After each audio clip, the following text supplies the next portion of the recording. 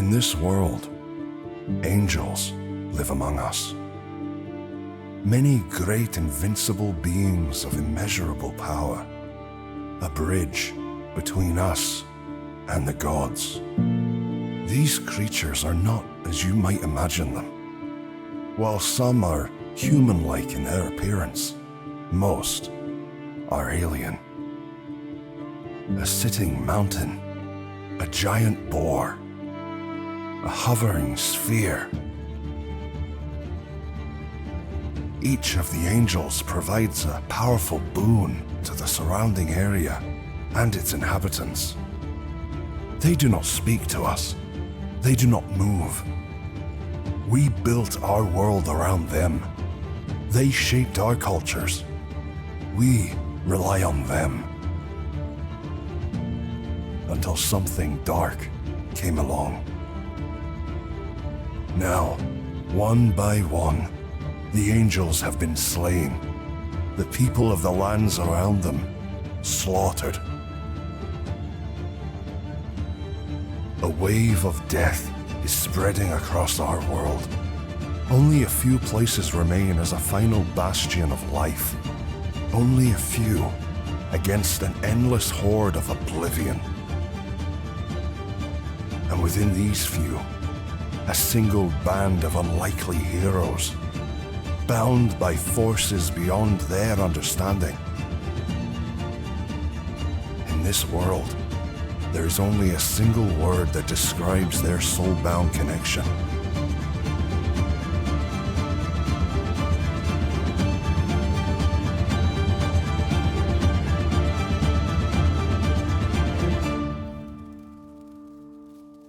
Dawn finally crests the horizon, and the light reflecting off of the endless white of the snowfields lights the area up for you for the first time in this very long night you've had so far. Here is quite a good spot for a camp setup, as the weather is oddly calm. There's still the sort of intense effects of the Arctic area, but the effects of the cold and the exhaustion won't be affecting you in this very small area. The area is notable for a couple of things. First, you might notice a wagon which has probably been here for some time. It looks like it probably crashed. It's broken and part buried in the snow. And sitting just adjacent to the wagon are 3 ancient obelisks, sort of columns made of bluestone. The wagon and its contents are mostly destroyed and have been picked apart by wildlife, aside from a single lockbox that seems to have landed within a field of electricity. These stone pillars are each casting a magical wall of electricity between them. Upon each of the pillars are writings in primordial, and sitting inside of a socket on each pillar are 3 removable magic orbs. If you can figure out how to turn off the magical area of effect, you might be able to gain access to the lockbox. This is also a good place to potentially camp.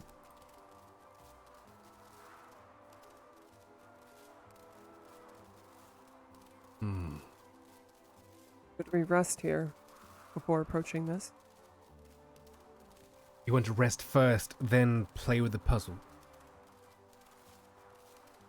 Well, I'm quite tired, so... Immediately.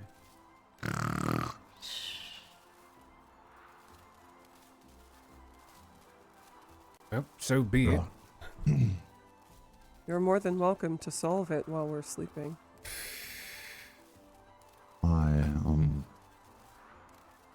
Right, so I gather some of the firewood that we took from the temple, and I cast firebolt on it.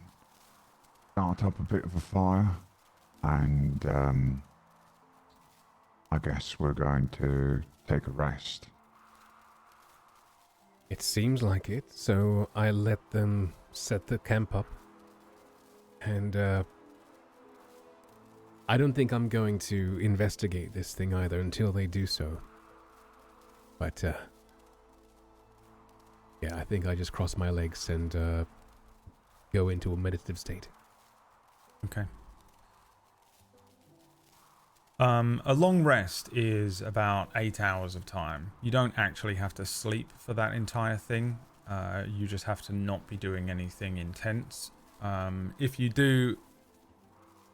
don't sleep or go into a sort of elven trance for a significant amount of time, you'll start to suffer exhaustion, but you don't have to. You can be doing a long rest while essentially wandering around and solving a puzzle, basically, if you want. It's entirely up to you. You can lay down and immediately go to sleep and sleep for 8 hours as well. But just for your information, you are able to, so long as you're not casting spells or like fighting a bear or something, you're yeah, it still counts as a long rest. It's also only dawn, and you didn't get a full night's sleep, but you did already all wake from being asleep not too long ago. Describe the puzzle again for me, please. What you have in front of you is 3 stone pillars. They're about 15 feet tall, and each one is casting a wall of electricity between them. So there's 3, and I can actually show you in map form as well, just to frighten you a little bit, because usually when I put people on a battle map, they're immediately like panicking. Battle? You have 3 stone pillars like this, with a crashed wagon nearby, casting electricity in a sort of pretty consistent wall. And at the center of it, there's a lockbox. But the area, this entire sort of area here, is sort of safe from the effects. It's almost like a little warmer than some of the other areas nearby. And this place is also marked on that map that you were given. It is it seems to be a notable place that Thor's marked on your map, just to make sure that you knew that you were on the right track. The stone pillars here are made of blue stone, which is a stone which is native to the area. It really is no different to just a basic building stone. There is no effect to it, other than it is blue in nature, and they call it blue stone. The Goliaths will build things out of this from time to time, but it isn't necessarily innately magic in nature. However, there are sets of primordial writing along the pillars. Each one has a different set of writing, and it seems to be in primordial, or sort of ancient giantish. And inside of on each of these walls, there's a socket which has a magical orb inside that looks like it can be removed.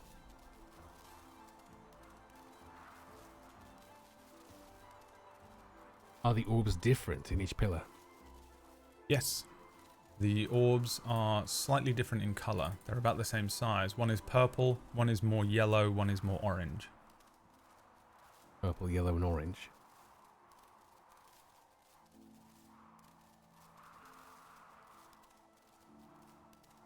I would like to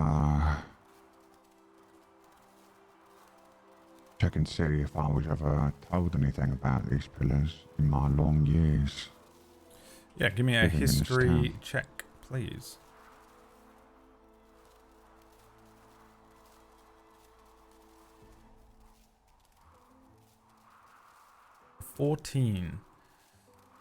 I don't know if you've been told of these pillars specifically, but you probably would have learned that the first giants, which also they call them the first giants, but really They are the first Goliath that sort of settled the area that became Moon. They were very magical in nature. Generally speaking, the Goliaths now don't practice a lot of magic. It really is sort of only hard, and the way that he studies magic is through book learning and spell casting in that way, whereas there are clerics that pull divine magic from the angel and the gods. Beyond that, it isn't much of a day-to-day thing. The Goliaths are not really known for being mages and don't tend to practice it. That being said, according to history, the first giants and the Goliaths that first settled the area were extremely magical in nature. They used magic for almost everything. And so there are lots and lots of sites and places in and around Moon where there is distinct magical things of magical nature. So sites where there would be something like this, where there's a sort of wall of electricity. There are huge tombs and places in the mountains which are sort of locked behind extreme abjuration magic that even nobody's ever managed to break into. Places like the Serpent Cavern and things like that. It's not that you would know what these pillars are exactly, but you would understand that this is where that comes from. What it is and who made it and what its purpose is, you're not too sure. But you do know where it comes from. Do they look fragile by any chance? No. Like damaged or worn? No. Okay. They look slightly time worn, but they should be more worn for where they are and what's going on here. They actually seem to be quite well preserved, which probably betrays the magical nature of whatever enchantment or spell is upon the stone. If Thrak is inspecting it, I'm going to turn to him and say, there appear to be 3 orbs inside them of differing color. I wonder if perhaps we can deactivate it by taking out the orbs at the same time if they power these things.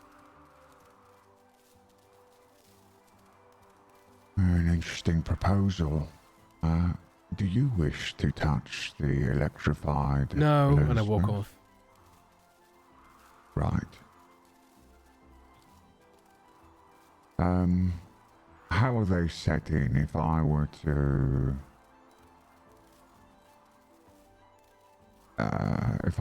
to take one of them out physically, would I have to touch the pillar? Give me an investigation check.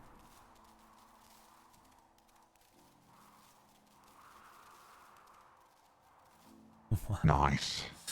A natural one, campaign which comes is out as a cursed. 7. They're about sort of chest height on you, I think, and they seem to just be sort of resting in the stone itself. But I think you get the sense that to try and remove these things without knowing what they are is going to be extremely dangerous. Right, okay. That's what I was assuming, and I will continue to assume that. Are there any symbols or anything on the pillars themselves? There's lots of writing in Primordial. In Primordial, which I do not speak. Yeah, it looks like sort of Nordic runes. You know, that old Nordic language like you might find in God of War or something. Yeah. It looks Any very similarity? cool.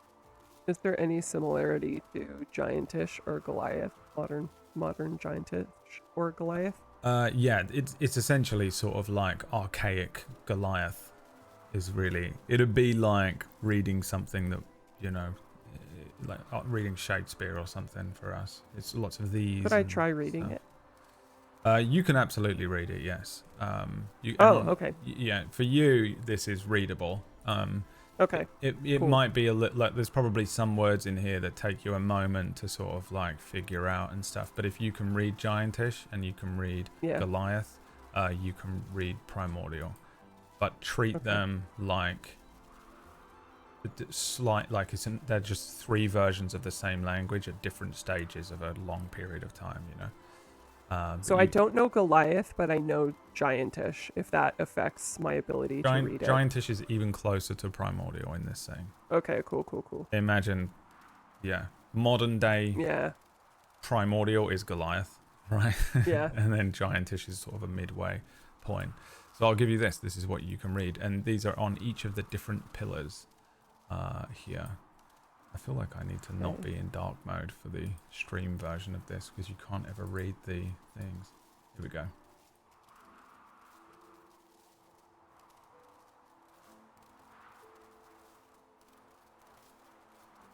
Okay. Yeah. I read this out to everybody Right, so that and we're all on the same page. And I read it again. Pillar 1, Pillar of Dawn. In this realm where day meets night and the heavens hold their sway, 3 pillars stand in cosmic light, unveiling secrets night and day. Pillar 2, the Pillar of Zenith. As dawn unfolds its radiant grace, a sphere of dim light takes its place. When shadows yield to twilight's call, the twilight orb shall enthrall. Pillar 3, the Pillar of Dusk. At the zenith, where the sun reigns high, a brilliant orb must reflect the sky. Align the orbs with cosmic time to open gates and seize the night. Okay. So, Well, I have my theories. Let's I hear them. suppose you'll be keeping them to yourself, or do we have to pay? I just sit back. Speak up. Well, okay. We have a Pillar of Dawn, Zenith, and Dusk. Yes. We have purple, yellow, and orange. Yes. Now, the third one says you have to open it with cosmic time. Does that mean we have to wait for each time of day to do this? Or does it mean that we just have to go along with the story? I look at Pillar 2, the Pillar of Zenith, talking about the shadows and Twilight's Call. What color is the orb in Pillar 2? The orb in Pillar 2 is yellow. Well, you see that makes no sense. Surely that should be purple. Yes, it's talking about, the dusk and all that. Yellow is not dusk, it's bright. So the dusk one has to go in there, the purple one. Are you picking up what I'm putting down? Yes, that makes a logical sense. My work here is done. I expect 20% of the cut, and I sit back down again. Only 20. Alright. I would have asked for more. 25. God. No, too late. Yellow Dawn, right? Orange Zenith. I would think that orange would be dawn and yellow would be zenith.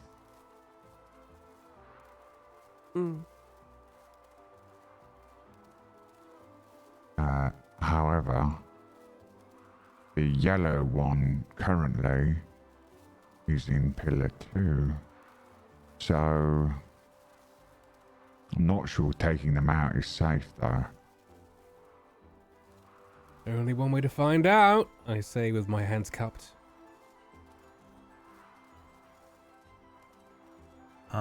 I look at his hands cupped blankly. In I'm the also staring Pillar at of him, Dawn waiting. is the orange one. In the Pillar of Zenith is the yellow one, and in the Pillar of Dusk is the purple one. Ah, I see. Okay. Probably could have done that less confusingly when it comes to the image, but That's where they are now. right. Dawn is orange. Zenith is yellow. Dusk is purple. Right, okay. The words do not match up. No.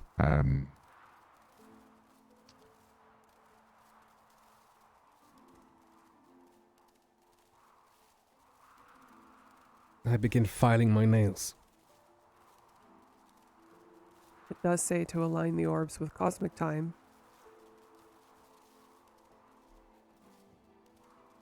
So maybe we do have to wait, as Seer said. Maybe there's a position we can stand in where the orbs align. Just, look to the sky, and then I'll start walking around the pillars slowly. Yeah, what are you looking for? I'm looking for any position where it feels like the orbs on the top will match with anything I see in the sky, I suppose. Anything I would know of the position of the stars or anything like that. Okay, yeah, give me an I'm kind of looking investigation for check. like a hole or gap in the fence or something like that.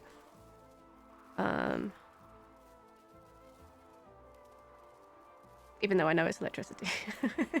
Yeah. 19. Yeah, it's electricity. There are points where there are holes in the electricity that you might be able to chance it and jump through.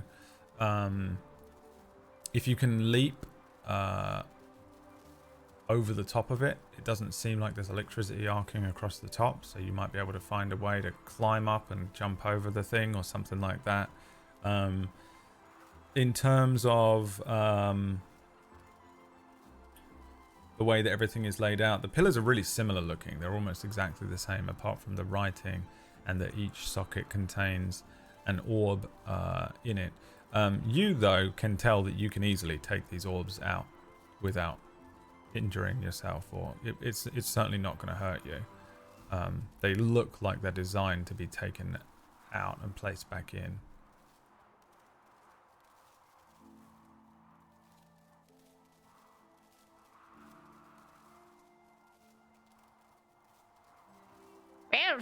Well, what have we got to lose? Can I... Yep, heck it. I'll just go and try and take an orb. All right, which one? So you say the pillar, the dawn was orange? Yeah, so let's see here. I'll copy and paste it into our group as well, just so that we're not confused. But dawn is orange, zenith is yellow, dusk is purple. It's just right to left. I think I would try to stop her. I think I'm used to her doing stupid things that gets her hurt. And I'm... Do you want to do contest strength as I go to try and grab one of these? Yeah, or something. Because I think I rolled a 1. I think that's the most dangerous thing on the planet. Hmm. Yeah, you more than I'm welcome watching to do you. contested athletics checks. Good luck. You gotta beat a natural 24. Okay, fair enough. You just did strength. Okay. Yeah, just a strength to it. Imagine. Yeah, he Strong goes old to lady. he goes to stop you. You're like, your arm is still partially a bear. And so this sort of like arm goes in and it comes out. It pops out of this thing nice and easy. There doesn't seem to be any effect from doing so. Which one did you take again, did you say? Orange? I took yellow. Yellow? Okay, yeah. It doesn't matter. It doesn't do anything. I want to go take another one. Yeah, which one? I want to go take purple. Purple. Yeah, you pop out purple. And I think, let's see. Everyone give me a perception check.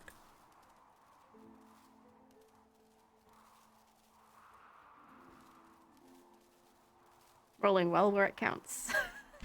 8, 10, 17, 10. Sia, we're going to say that you're standing on the side of one of these pillars that the one that contains the orange orb, and when they take that second orb out on the other side, that orange orb flashes.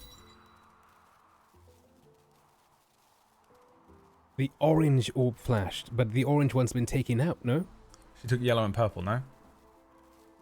Yeah, it was yellow and purple. Oh, alright. Leave the orange one alone, I say. And then just change the other two Yes, I and then wanted give to me put my the, thing. the purple one on zenith.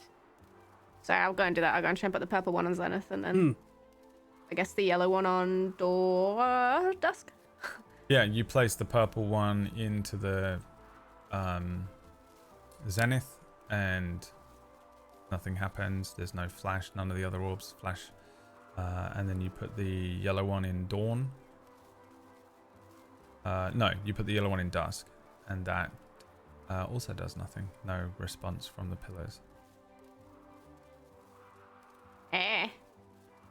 What about that, Seer? Did you see anything? When the two are out, the orange one glowed. That's Then nothing. useless to me. I'll take the 2 balls out again. Yeah, the orange one Can- glows. Can you remind me which one is what the orange one time in? it is? Pillar of Dawn. Orange one is in the Yes. Pillar of Dawn. It's dawn. It's dawn right now. Right now. Yeah. All right. Well, So we have to put the purple one in at twilight, and the other one Midday, at dusk. I think, and then dusk is it in the evening. It says twilight orb. Dawn of So the all or- its radiant graces. The orange one's in dawn, and it is dawn. Right. Okay. Then I say we wait until noon and put the yellow Right. one in. Zenith Yes, means Zenith. when and that's what we're saying. Mm-hmm. Oh, sorry, I wasn't listening. We were arguing over Zenith. Yeah, And this that this was- takes 6 hours as that conversation back and forth endlessly. 6 hours. Okay. No, I'd rather you, be working on my Yeti hide. Yes, you can work on the stuff. So those of you remember that if you want to work on the Yeti hide during this long rest, you don't get any long rest effects. So anything you would normally get back on a long rest. I can't remember what it is for you. Do wizards get spells on a long rest? Yeah. Yeah. So you That's get your fine, spell I'm fine. slots back. But everyone else, you are in the process of long resting here. I don't know if there's anything else that you want to work on in this time specifically. But again, the area is quite calm. Yes, I'm crocheting a new hat. Okay. If it's been 6 hours, then I am already long rested as an elf. Yep. You get all your long rest things back, whatever that is, abilities. Anyone else doing anything of note? You're I'm, tanning a Yeti pelt, so I'm just going to assume that's what you're doing Yeah. in the Okay. background. Yeah, I'm tanning the Yeti pelt and nothing else. But Cirrus, what are you doing? yeah, I'm gonna take that long rest, and then at some point when I get up, I'll probably start tending to my blade and sharpening it. Okay. Yeah. I think we see you guys doing that over the course of the next few hours. The sun starts to rise up in the air. The area around you is lit with sunlight, so you can finally see sort of the landscape that you're in. And it's more of that kind of hilly, rocky, mountainous terrain with huge sort of expanses of snow. Everything is covered in a pretty huge amount of snow here.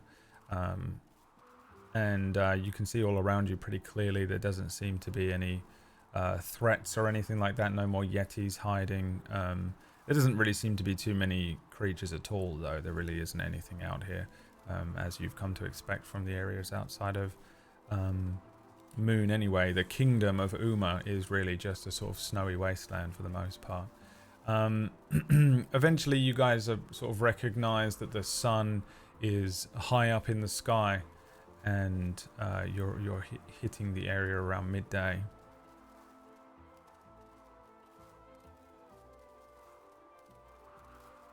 I look at Thrak. Tilt my head. I'm at the statue. covered in, like, whatever I'd be covered in from tanning a pelt for 8 hours, 6 hours, or whatever. And I'm not looking at him. I'll be there in a minute. Just.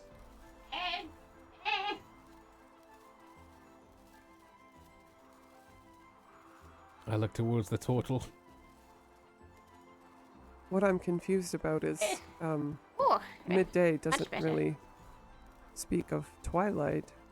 No, No. it doesn't, but at the same time, twilight would have been the opening hours of dawn. Zenith implies the star being at the highest point of the day. All right. I think. Well, we can try it.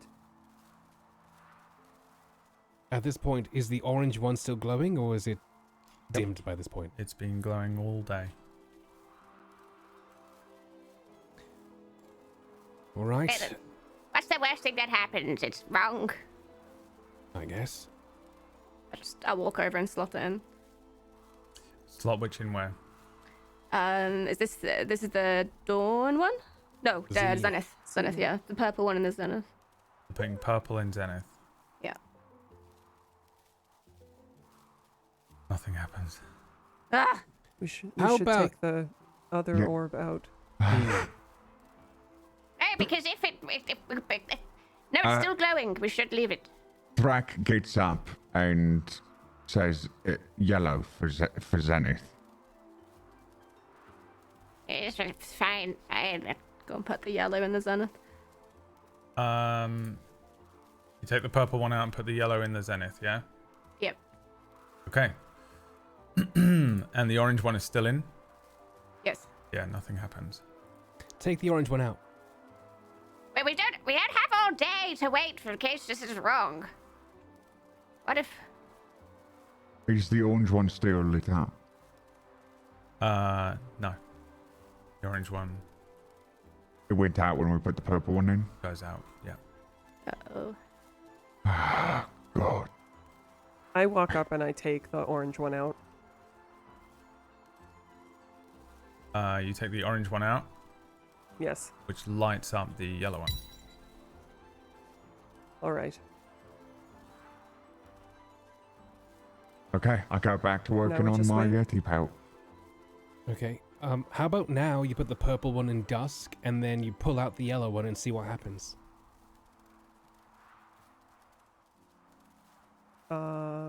Okay.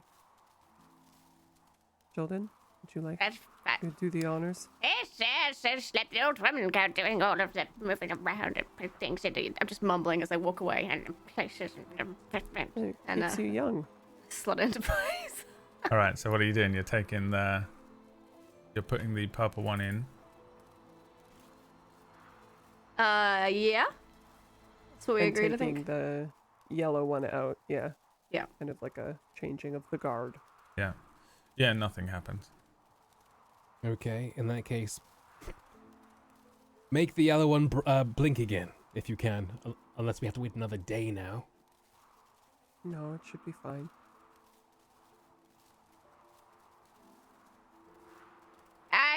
I've had enough walking around. I'm going to sit here. Turtle, can you fly? Do I look like walk I have over. wings? I mean, And you I put didn't the have yellow clothes one before. back in and take the purple one out. You take the purple one out and you put which one in? The yellow one back in to Zenith. Yeah. So you just have the yellow one in the zenith. Yes, yeah. Yeah, it lights up. Okay. If I had wings, if I could fly, do you think I'd be walking around on my sore feet, complaining all day? Yes. Well, you might be right about that. But I can't fly. Okay. Figured I asked. I won't. Very well. At this point, on your HUD, comes up an option to skip time. If you just press T on your keyboard and then select a time on the clock, you can sort of fast forward through time if you'd like to do that at any point during this puzzle.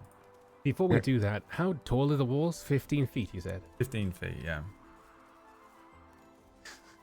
God. And the actual pillar itself is not electrified, yes? Correct. I would like to jump on top of the pillar. Yeah, can you do that? I believe you. I can do that. I'm not especially questioning for- it ever again. Okay. All right. I can jump 15 feet quite comfortably. But shall can your burn it. character? I believe you can also probably do that. Yeah, you do that. I guess make me an acrobatics check, but just to see how much flair you want to put into it, or can put into it. A 10 for acrobatics. Yeah, it's just a basic jump, but he does it. He does a standing leap of 15 feet, by the way, anyone that's watching. It's insane.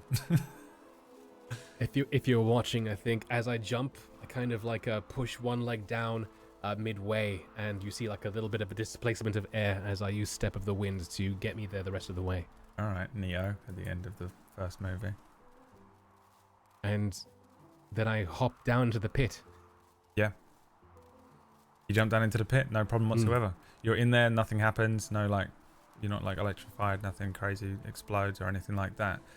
You find yourself in the middle of this, these pillars. There's nothing here. The area looks like one of these pillars is somewhat built out of some natural looking stone.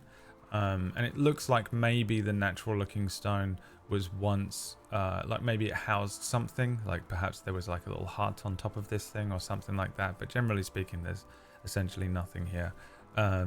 Apart from the lockbox, which seems to have landed from the wrecked wagon a very long time ago. It's a pretty small looking lockbox. It's partially buried in the snow. It's small enough that you could pick it up. It would be like a, handheld, but like sizable looking thing. And it's just a steel looking thing, like really basic looking lockbox with a lock on the front. Okay. I hold it to the group. I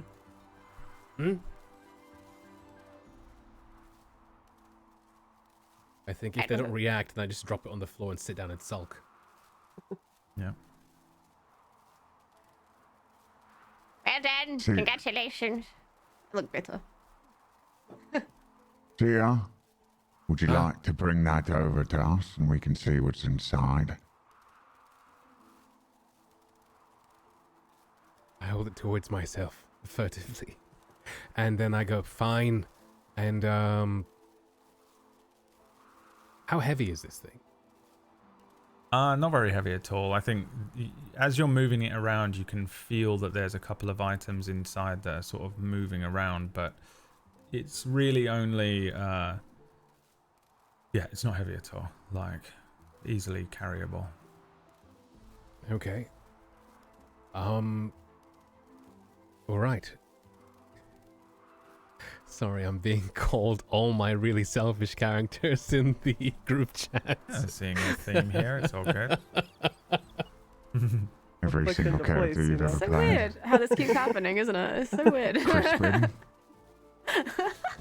Listen, we're all guilty of it.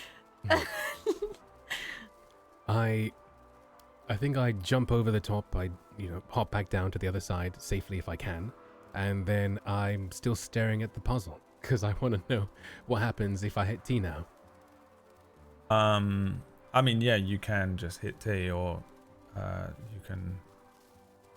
It's up to you guys. What do you do? You want to look into this lockbox, or you can attempt to complete the puzzle? I want to look in the lockbox. The box is locked.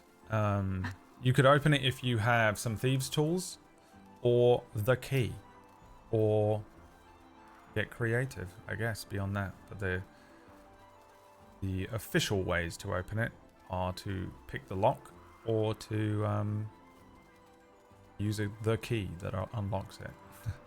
I give the box to Jilda. We And should really just finish the puzzle and then we can just have the key. We just do it the right way. Sure, yes. yeah, sure, in the meantime, I'm just going to... And I'm just bashing it on the ground trying to open it. Yeah, in fact, Cirrus, give me an investigation check. Ooh. Oh, goodness. All right. never mind. I would like to know how long Jilden is annoyingly bashing this. I would very much like to know that lockbox as while well, I'm yeah. trying- How long are you doing that for? At least 5 minutes. All right, roll me Okay. a Bits of healing potions roll me a seep out of the d10 box. 5 times. Oh God. I would say actually after 2 minutes I would stop her. Okay, roll me a d10 twice. 7 and a 1. 7 and a 1. Yeah, there is a 30% chance to destroy some of the items within. So if you rolled a 1, 2, or 3, you hear in that second minute of like just smashing this thing against thing, you hear the shattering of glass. And also, I think this lockbox. You just feel like a bunch of liquid starts running out of the like corners of this thing. Excellent. It's burning!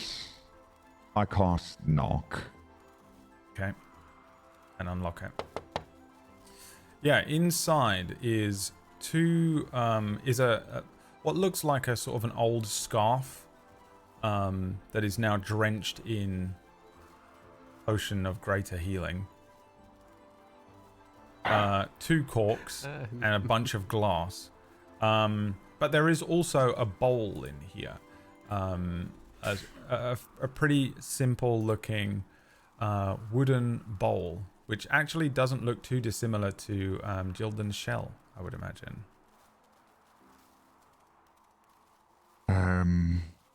Okay. This is copyright. This is identity theft. What is this? You say this is identity. I imagine what's happened is, this glass is shattered and I've got, it's burning! They've probably stolen it. They've taken it straight from me and I'm not allowed to touch it at this point, so... Yeah, absolutely taking it out of her hand. Yeah. So you say there's a scarf? Yeah, it's like an old scarf. You get the sense that the scarf was just wrapped around the bottles of greater healing, so that they didn't smash. Right. And then there's a bowl. And a bowl, a wooden bowl. I would like to inspect the wooden bowl. Yeah, give me an investigation check. See if I roll over an 8. Today. A 13. That's enough. This is a magical bowl. You get the sense that this is a magical bowl because there are a set of runes running around the rim of the inside of the bowl that look like if you were to speak the words that are written there, it would activate some sort of command on the bowl here. Okay, I would say the words. What language are the words in? Yeah, it's written in primordial. Oh, okay. I Actually, no, it isn't. It's written in Goliath. Sorry. I hand it over to. I feel like I should know how to speak Goliath, but apparently I do not. So I hand it over. Oh, yeah, like I should. But I went with Giantish. Yeah. So Giantish and should have picked Goliath are pretty close. You can probably ballpark it. Okay. Yeah, when you I'd look like at to read this, it looks. For a moment, you think it says maybe something like smelting bowl, and then you realize it says sheltering bowl. Sheltering bowl. As you say the words sheltering bowl, the Loco gadget sheltering bowl. yeah, Beetlejuice. it now, and I'm retconning it, says on the inside of this bowl, go gadget sheltering bowl. And that is what it says in Goliath on the inside of this thing. Yeah, you sense that it sort of activates a magical element to this bowl here. And I'll let Thrak roll an Arcana check just to see if you can fully work out what it does. All right. Hey, look, something I'm good at. Let's see if I get a good roll. Don't. Oh, thank God. Nailed it. This is the sheltering bowl that you have. It is a magical item that will be very useful to you. You can use an action to place the bowl down upside down and speak a command word, which is go sheltering bowl. And when you do, the bowl shatters into countless shards. Over the course of 10 minutes, these shards become ethereal, rise, and arrange themselves to form a magical protective dome with a 15 feet diameter. The dome can accommodate up to 6 creatures of medium size or smaller. All creatures that touch the bowl on activation can move within the dome freely, while the other entities are barred from entry. Blah blah blah blah blah. You have an 8-hour tent, super tent, and after 8 hours it breaks apart. The ethereal shards turn back into a physical bowl in the center of where the dome stood. Once the bowl is reformed, the feature can be used again after 12 hours have passed. This was probably a 4-hour window. This was probably the prized possession of whoever owned that wagon. And you get the sense that what happened here is that a wagon crashed. This lockbox was launched from the wagon through the electric fence. It's a literal electric fence, and then landed in the snow. And very potentially got the owner killed. Whatever happened to the owner was so long ago. Right. Doesn't matter. Well, I'm interested in history, but I guess it doesn't matter to you. Oh, I thought Doesn't you matter meant to it in the me. sense of like, is he going to come back and get us? Like, as in like it happened yesterday. It seems like it happened a very long time ago.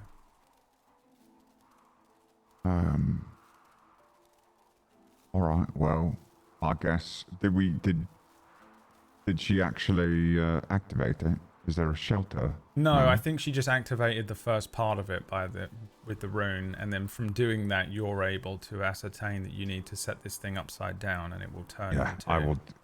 I do that. I say, everyone touch this. You would like a warm place. Okay. Yes. Am I allowed to touch it? Is it going to break? Just don't break it. Yeah, you can touch it. No. Just be Got a gentle. meaty claw on it. Okay. And so is everyone touching it? Yes. All right, then I'll say the words go, gadget, what is it? Shelter?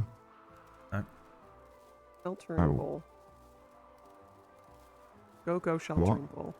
Go, gadget, sheltering bowl. That's correct. Yes, it shatters and breaks apart. Children, So ironically, what did you children, do? it does break apart, and Typical. you see a bunch of shards turn ethereal, so they sort of turn sort of translucent and ghostly, and then slowly start to grow and shift and move into place over the course of the next 10 minutes. And at the end of that 10 minutes, there is a sort of translucent dome that you can move in and out. Really, it's not automatically warm and wonderful inside or anything like that, but it does have a significant effect on the ability to survive in this environment. When using this, if you are inside of this thing, you will not be affected by the cold, exhaustion, frozen condition situation. Sia, make me one Right. last investigation check. One last investigation check coming right up. Just give me a sec. Investigation. That's this one. 5. All right, never You're mind. welcome. What do you guys do? Well, I think that perhaps Gildan's curiosity would require that we stay to finish this puzzle, and it could be a good amount of time for me to finish this pelt. We also I need to wait suggest we 8 stay. hours before the thing can be picked up again, right? 12 hours. 12 hours to reuse it, 8 hours for it to become a bowl again. Right. Okay. Well, I suppose we're sticking around a little bit longer. I go back cross-legged and back to meditation, I suppose. Yeah. I will Time continue comes and working on the goes. pelt. I think around the same time you start to make progress on finishing up the pelt here and making it into something that is wearable. The sun starts to set in this area. I would like to finish the puzzle, actually, even though we got the lockbox. I want to know what happens. So Yep. I go over and I remove the yellow orb, and I place the purple orb into the Pillar of Dusk. I would like to cast a spell. Yeah. I'm going to cast temporal awareness so she can try that again. Okay. What? What? I can't. Why? I literally roll back time. What? Literally, why? You're about to find I go over and I remove the. Stop there. Do not do that. Do not. Why? Leave it in and put the dusk orb in. Okay. I do as he says, but I'm very confused because it didn't seem to be an issue. It didn't seem to be an issue last time, I say. What happens?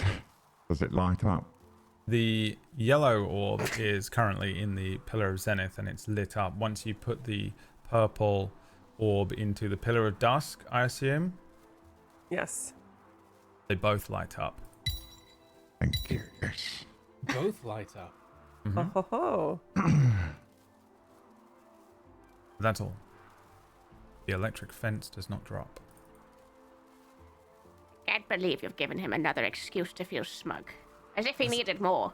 I do not look smug at all. I just go right back. But she's saying that, I'm just calmly like working on the pelt.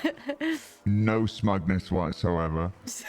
Blank face. Yeah, stony Look at face, him. like nothing even happened. Yeah. Yeah, I think dusk comes and the sun sets and you complete your Yeti skin cloak. Excellent. Roll me an Arcana check. I will. Ooh, there it is. Yeah, you know exactly what this thing does. This is going to grant whoever wears it the whoever is wearing this has resistance to magical cold, and that's a secret random image from Palamarchupaka, the guy who did the artwork for the character artwork, which is on the screen. Just randomly drew another thing that I stole and thought it would be really good to use as a handout for the Yeti skin cloak. Perfect timing. Thank you very much. Very cool. So yeah, I think you're aware that whoever wears this will have resistance to cold damage, you know, like the magical cold damage. It doesn't do a huge amount for the oh wait, no, that's not true. That is not true at all. That is not what I wrote down. That is not Solid Snake. This gives you, it also gives you advantage on Constitution saving throws made for the frozen condition. Well, since you have the character art for it, I guess you can have it. Oh, God's sake. I do not even look up at him when he says that, and I will put it on. Okay. Sort of flourish it around my neck, and as it flutters behind me, it sort of stays there for a moment longer than makes sense, and I'm regally posing with my staff in one hand, and as from Jilden's point of view, the light catches me just right, I think, and I'm silhouetted.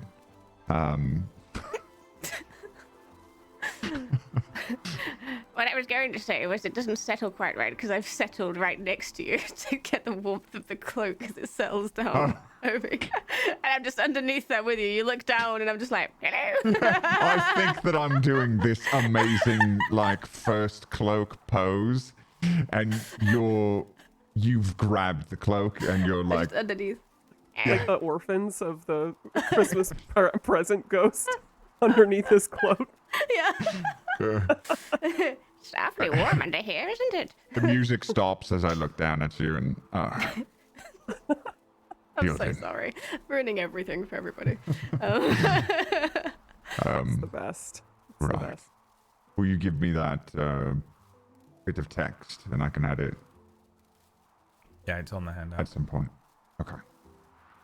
Do you intend to share that, Thrak? You know, if someone needs it? Yes, if someone is in dire need, already of is? course. It looks like I won't have a choice. And I sit down and study my book, and I would like to, well, since we're waiting for the puzzle, I will take a long rest now. Yeah, you can do that. I think somewhere in here, in the next couple of hours, the dome breaks Yeah. and begins to reform, and night falls, comes and goes. Those of you that sleep through it can sleep through it. Those of you that are watching can watch, and those of you that are doing other things can do those other things, before another day begins and the sun begins to once again crest the horizon and dawn arrives.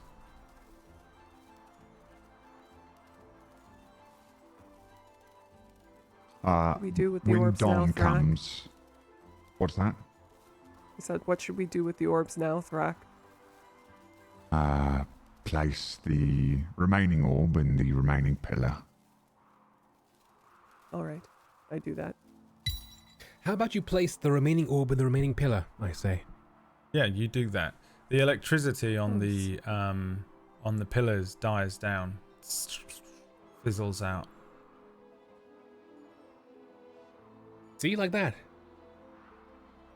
Well, you're very smart, sir. Thanks for noticing. Good. Took you long enough. Well, I suppose that's the conclusion. I guess I would inspect the inside of the area and see if there's anything else of interest there. Yeah, you can roll me an investigation check.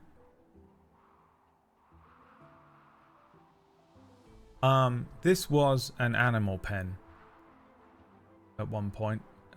There would have probably been on one side of this a small shack or a house or something where someone lived, and they probably kept something in here that they didn't want to get out. But you know, they've created a magical animal pen, and essentially that's what this would have been a very long time ago. There was probably a Goliath that lived out here and sort of tried to survive.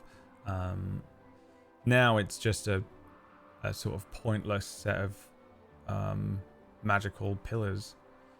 And Would this sort of magical pen be quite common, or is this a bit of an anomaly? yeah, no, this is pretty weird. This is an anomaly. Again, Thrak is aware that hundreds and hundreds and hundreds of years ago, the Goliath that lived and settled the area would probably have just built something like this for that reason, and that was just kind of how they lived and they interacted and interfaced with magic. But yeah, now it's unheard of. It's certainly not something that anyone has in Moon, or unless you think you've seen it somewhere, then there's no reason for you to know. Hold on 1 second. If these people intended to spend one entire day to keep something in, and it's no longer in, then where is it?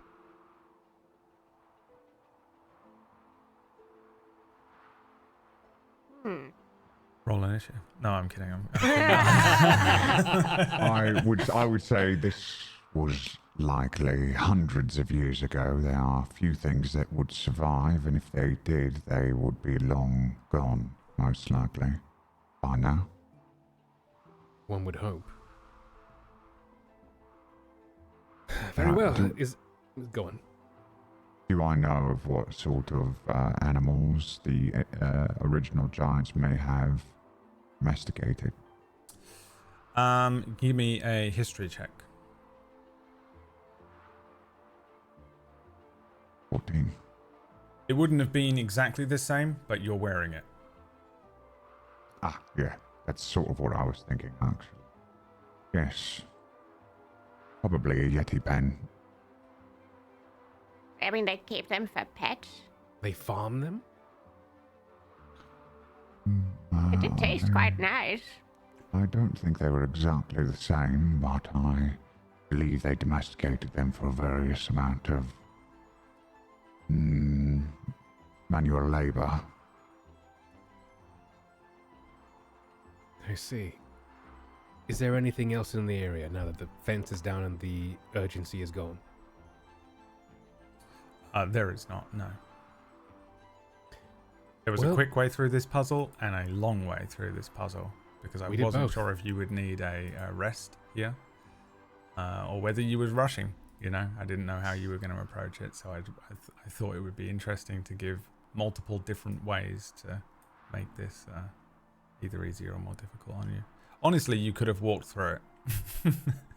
I was thinking about that as well. Yeah, Like, we could have cast absorb elements and just been like, alright.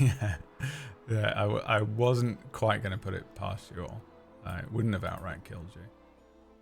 Probably. If only Pi were here. Yeah, he would have done it. If I'm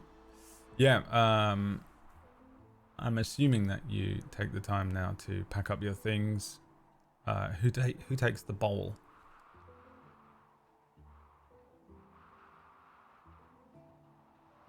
not me.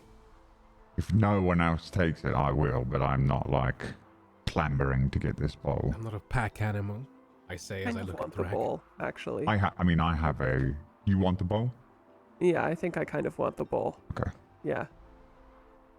It seems like it's gonna sound crazy, but it's very I don't know, spiritual, this bowl, you know?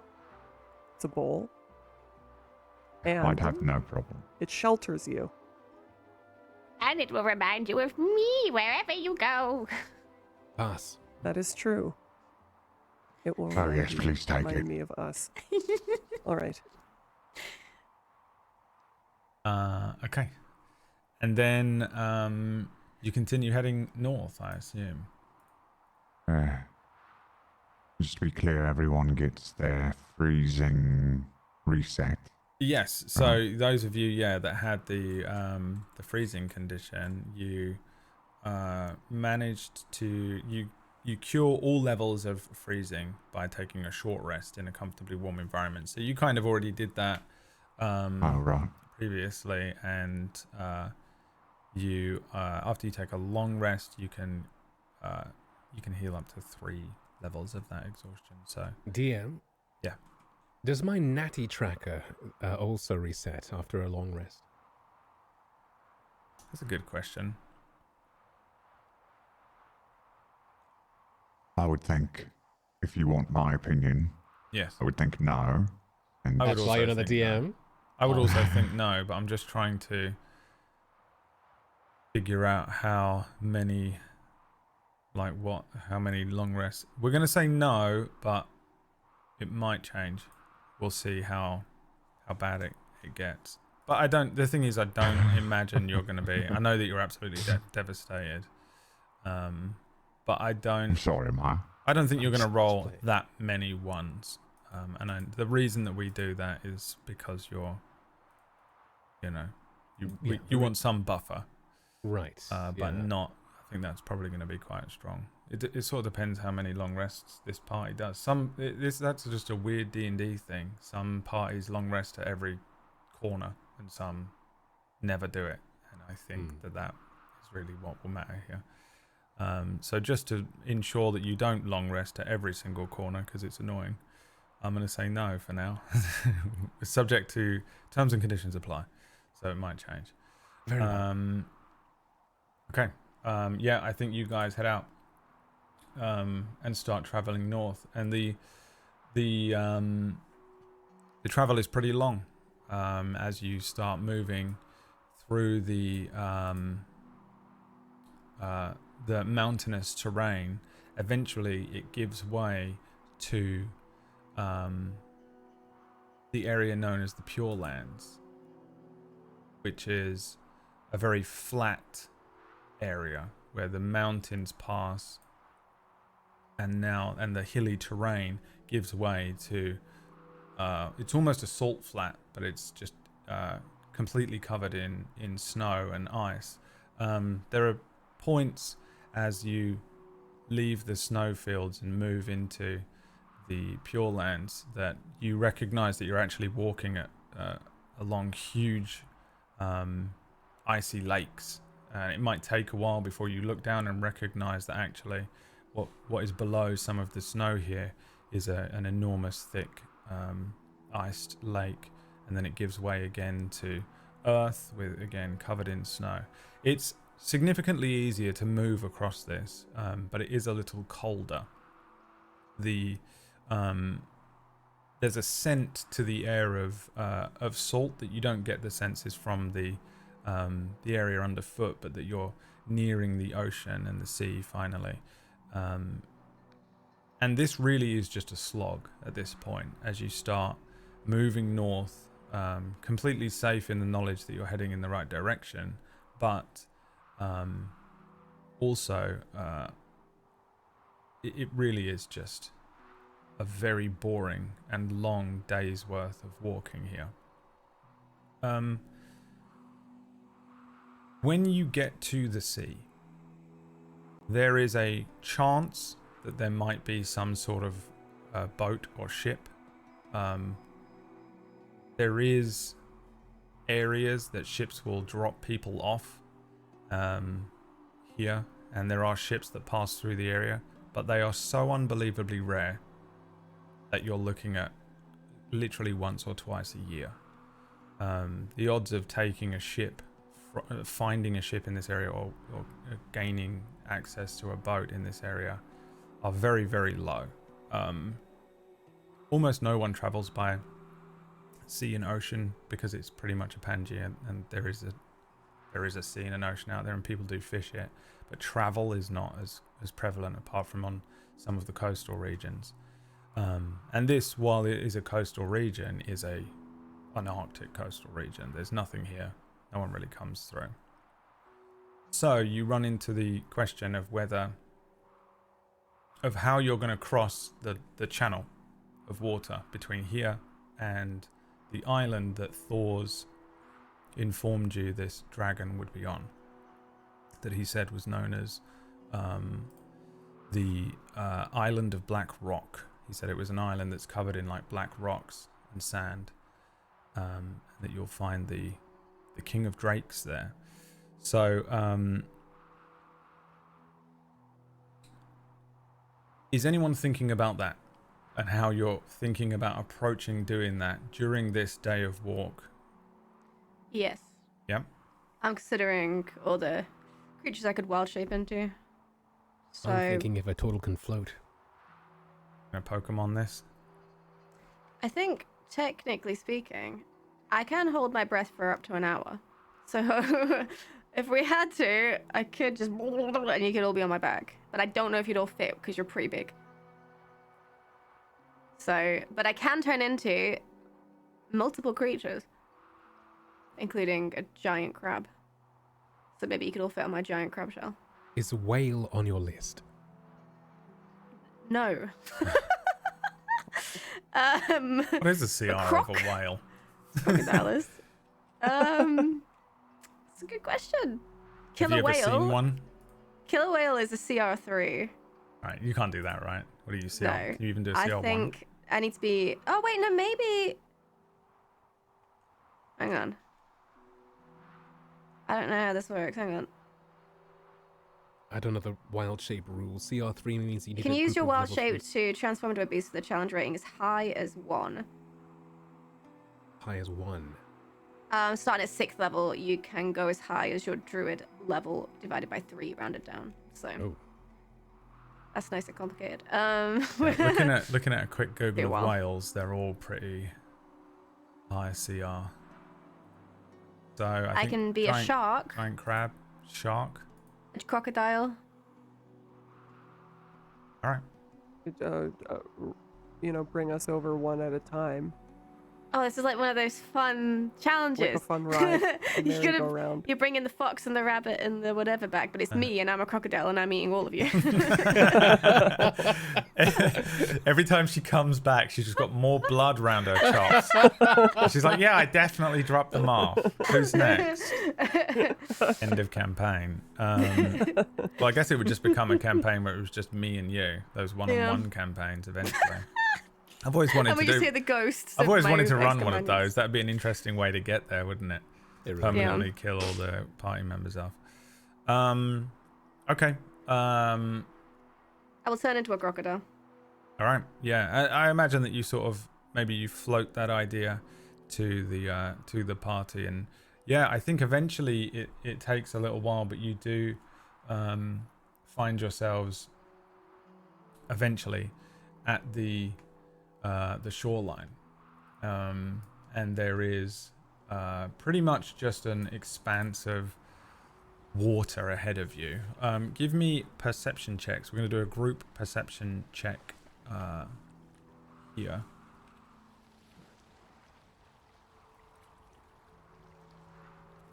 And the DC is 48. You got to beat. We beat it. Easy. Mm-hmm. Easy.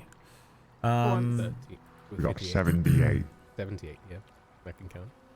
Okay. And then someone roll me a D4. All right, 68.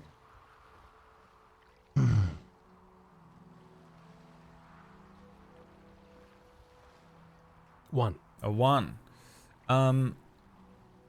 You're dead on. 1 isn't a natural 1 in this situation. You actually get to the area that you need to be in. And it probably isn't that you just walk straight up and then ahead of you is, where you need to get to. But there's not too much traversal of the area. The day is clear, and you can see an island which is sort of sitting out on the horizon.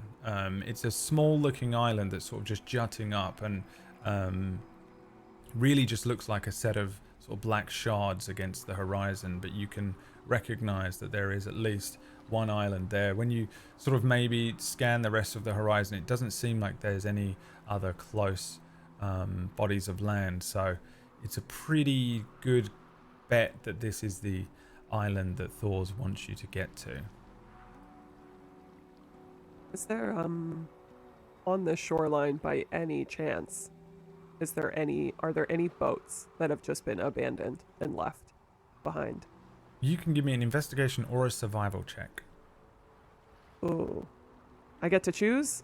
Yep. Whichever one you're better at. Yep. Well, I normally am great at survival. Yeah. Natural 1. There is a boat. There is. It's destroyed. There is some parts of a boat, and then you just see that it's wrecked. There's the under part of this boat is completely missing. The wood has rotten away, and it's a pretty large rowboat, but it's totaled. There is also supplies in the area that seem to have come from this boat, but they have for the most part also sort of fallen to disrepair. You can see that there was once a hand axe. There was a little set of knives. There's sort of just some scavenged materials. There is a couple of logs that you might be able to take and dry out. You can see like bits and pieces of clothing in the area. In the water here, because it's so cold and Arctic, there are ice flows. Those sort of they're like discs of ice that are floating out. And actually, in those ice flows, there are bits of this boat that are just sort of frozen into it and allowing some of these flows to even exist. Like they've attached to it and they've grown from that.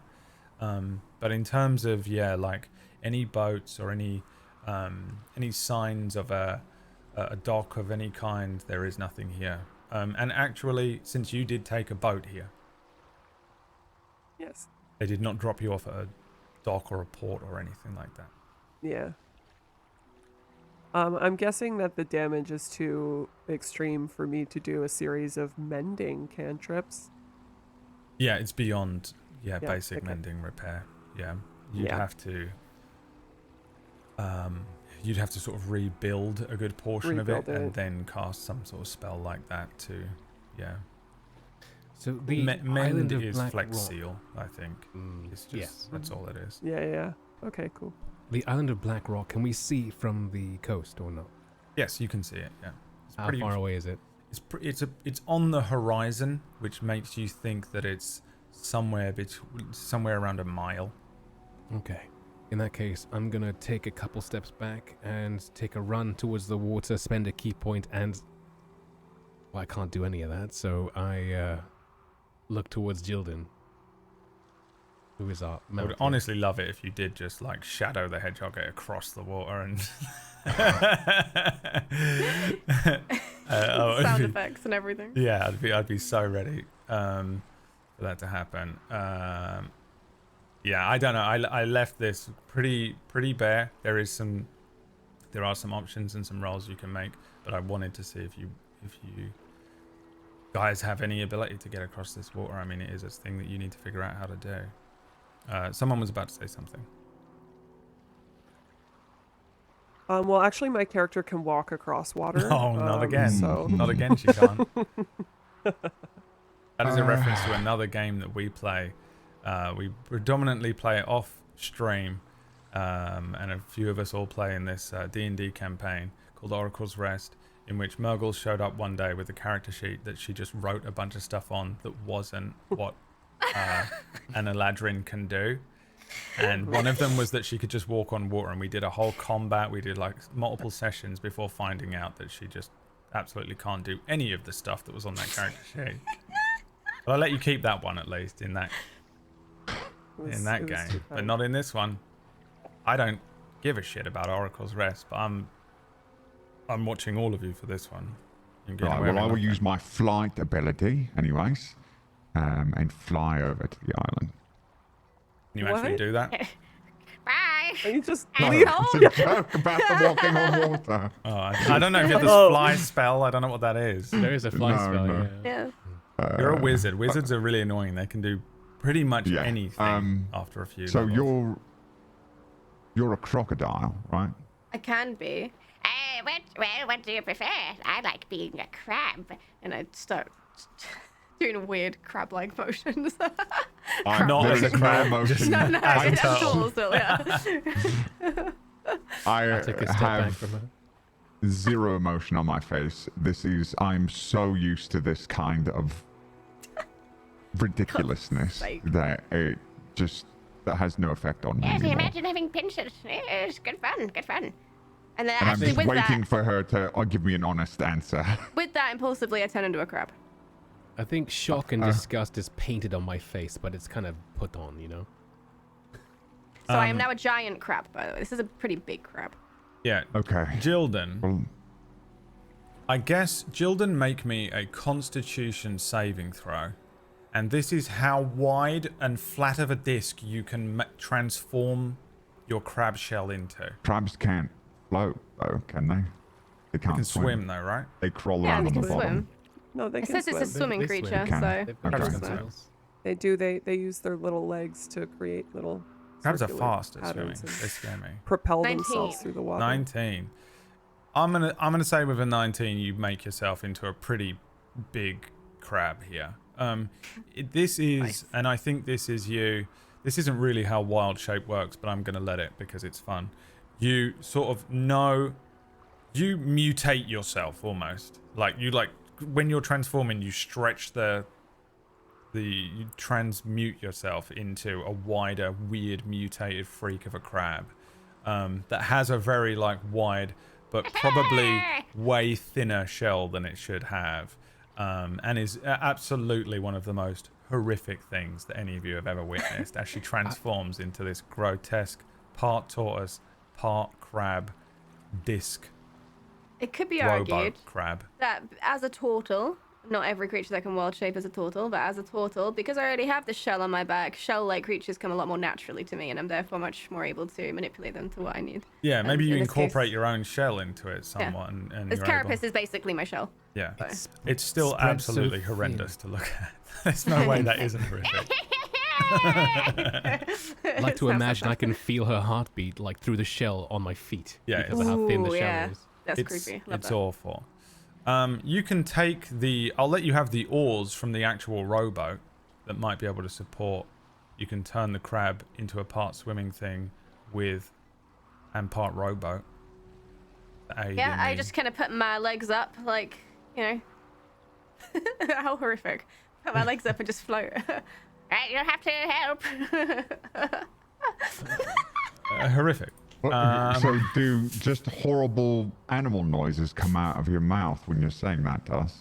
I don't think crabs really have vocal cords, do they? The way that a bear or something might. So I think, yeah, maybe Yeah, realistically, I could Been vocalize. gurgling. With wild shape, you shouldn't be able to talk, but I love the fact that like Jilden is just able to make sounds anyway and sound like Jilden. Oh, it's horrific.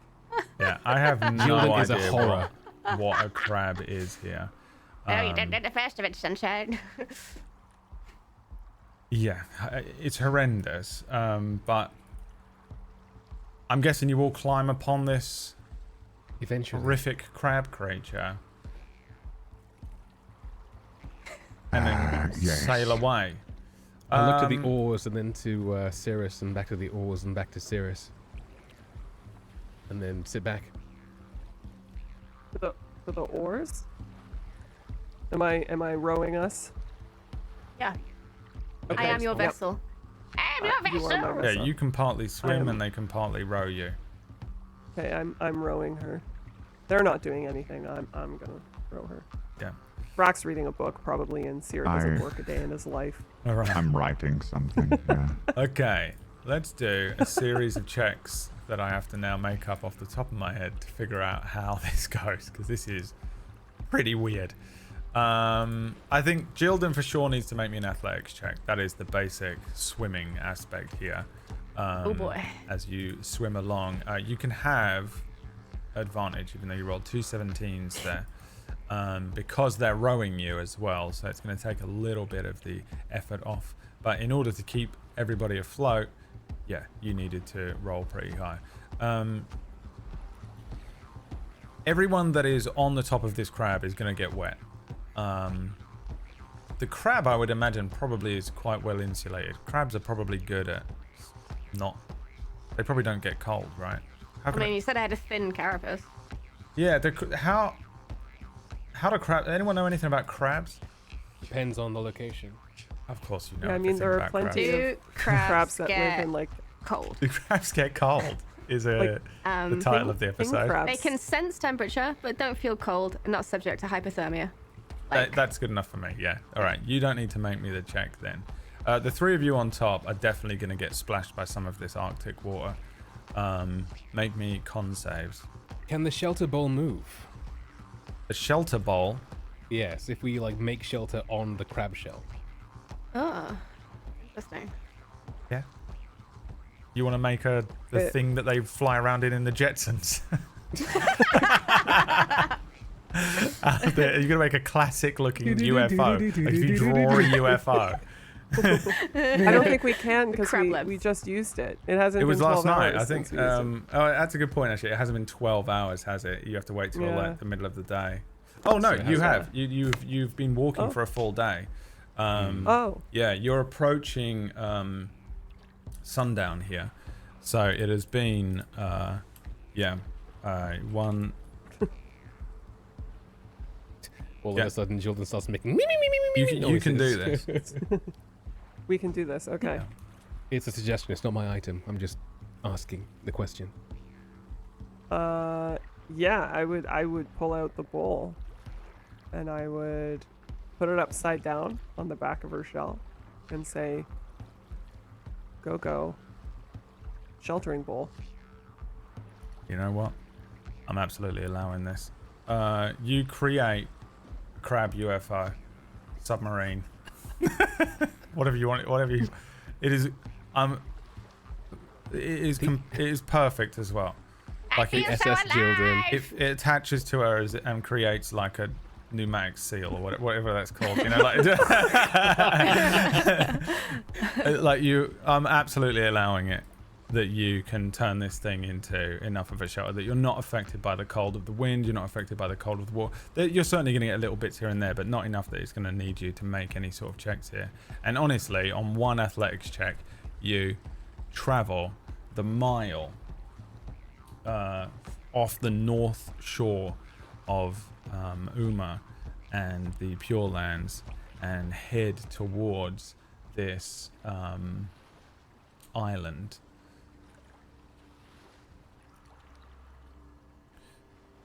We're in a hyperbolic chamber called the SS Jilden. Yes. You Hyperbolic indeed. you row/swim the crab up to the island of Black Rock, which the dragon is said to be sleeping on. I think this crab sort of like scuttles up this beach, which is so bizarre. As you get to this beach and start walking along the sand here, Jilden, even as a crab, you recognize that the sand here is very warm. Those of you that are inside of the bubble might not notice the change immediately, but this place is not just warm, it's quite hot. There is a distinct sense of heat here. And as you're moving up the beach, there are points where the beach just opens up and a burst of water and steam will launch out of the ground here at random. There are geysers here that will just explode. It's not so dangerous that you need to be worrying about it like killing you outright, but it is sort of a very bizarre island. If you all jump off the top of this shell of Jilden, you'll recognize that it's warm here. It's extremely warm, we'll say. Not so boiling, not so hot that it feels uncomfortable, but it's a massive and distinct change from just a mile away. This island is predominantly black rocks, these sort of like huge cliff sides with this black shale and strange sort of modular obsidian that seems to have been it looks as if it's just been pushed out of the ground, and then there are these areas where this steam is just rushing up out of the earth itself. It's a very strange sensation as you guys make your way up the beach here. What is the plan? This is not a very large island. It seems like a very small thing. It looks just like a rock in the middle of the ocean. I'm just a crab. Just a baby. Just a baby. I look to Cirrus.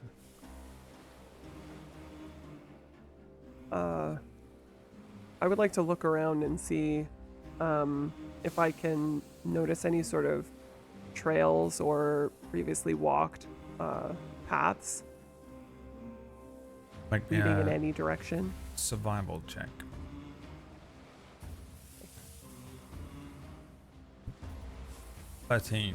Yeah. No, there doesn't really seem to be any tracks at all. There are some birds that are flying around, but there are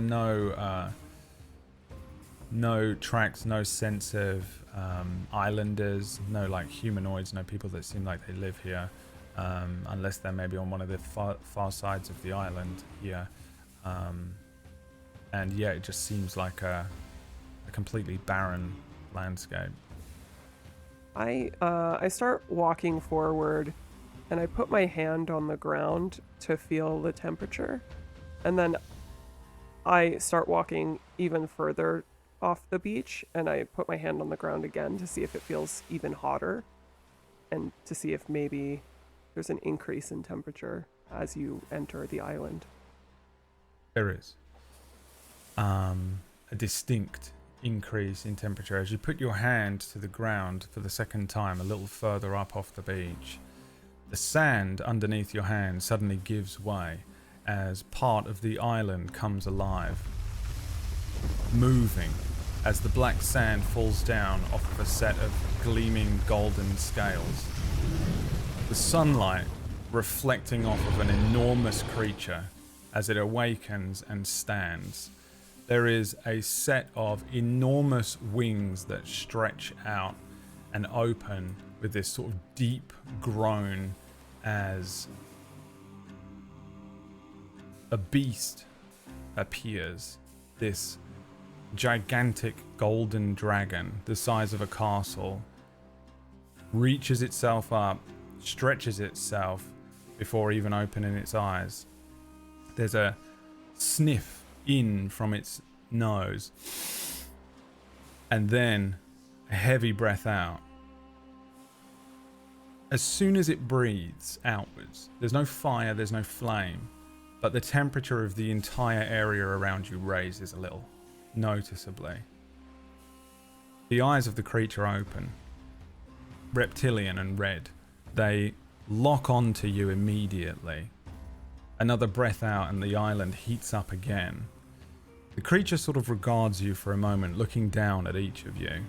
There is a steady sort of breathing, and flames begin to lick at the sides of its mouth.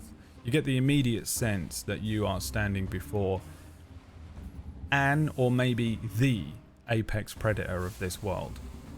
Every fiber in your body would potentially scream to run or fight. But it opens its mouth and speaks, a word booming across the island.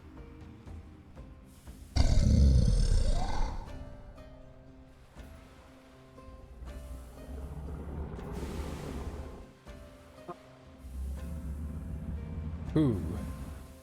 Theris live Boreal. Introduce yourself.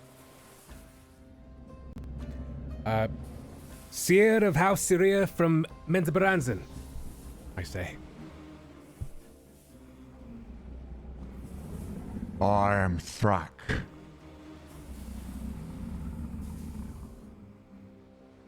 I'm sort of still a crab, so. And crab. You can speak as a Peace. crab. We Can determined. I? Yeah, Can we we- determined that you okay, can alright. speak I wasn't normally sure if we were gonna in do that. wild Okay. shape, just for fun. Okay, alright. Children!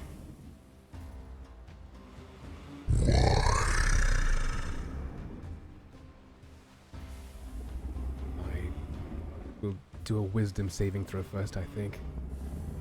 21. I just, my robe is already partially open, and I just kind of like do that and show the Quura symbol on my chest. The dragon regards you. There's a moment where he looks directly at the symbol, and then you see the enormous creature bring its head down, almost as if it's bowing for a moment. The wings of this creature open again, and as it lowers itself down, you recognize that upon his back he has the Quura symbol.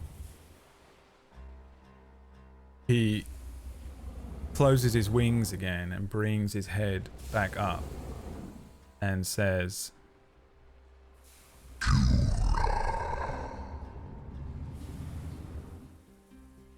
Quura. Quura.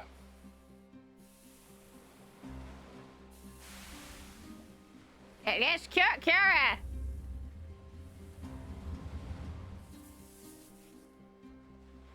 I look to Thrak. I smack Thrak with a giant leg.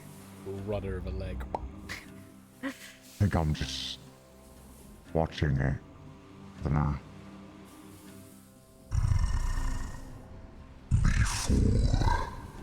Trust. You look. Eyes.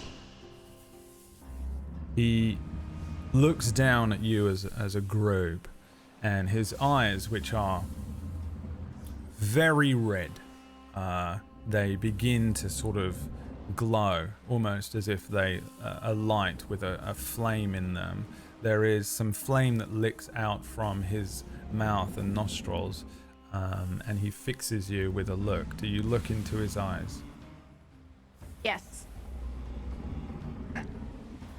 Only if they look back. Oh, they look back. He looks at each of you, and his eyes swim. As you look at them, it is as if you can no longer look away immediately. His eyes seem to grow. The heat of the fire in them begins to feel as though it's physically burning you, like your skin is aflame for a moment. The landscape and the ocean around you drifts away. The eyes and the intensity of the burning reaches an almost maddening level immediately. The eyes sort of reach out, as if they're grasping at you, as if they're pulling you into them, as if you were thrown into a burning oven. A moment passes. You're alone now. As you look down, you see a child's arms in place of your own. Arms that you recognize but haven't seen in some time.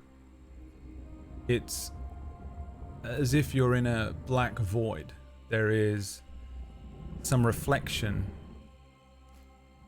from the ground as you look down and see a version of yourself, maybe 8, 9, 10 years old. Somewhere far above, the void glitters with specks of twinkling white, like stars, or perhaps you're so small that it's simply dust. A voice speaks out, Cirrus. A voice that you haven't heard in some time. Whose voice do you think you hear?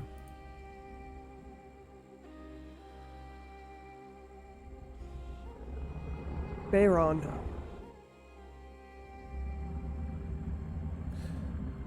The voice says, "Tell me, Cirrus. Imagine that in a different life, you have a good friend. Your friend comes to you and tells you that they have committed a crime. They explain that they're having trouble sleeping at night, and they feel that you are the only one they can trust with their confession. A few days later, you hear the news that someone has been arrested for your friend's crime. Do you go to the watch, tell them what you know, or perhaps encourage your friend to confess and warn them that if they do not do so, you will tell? Or would you say nothing, because you will not betray a friend's confidence?"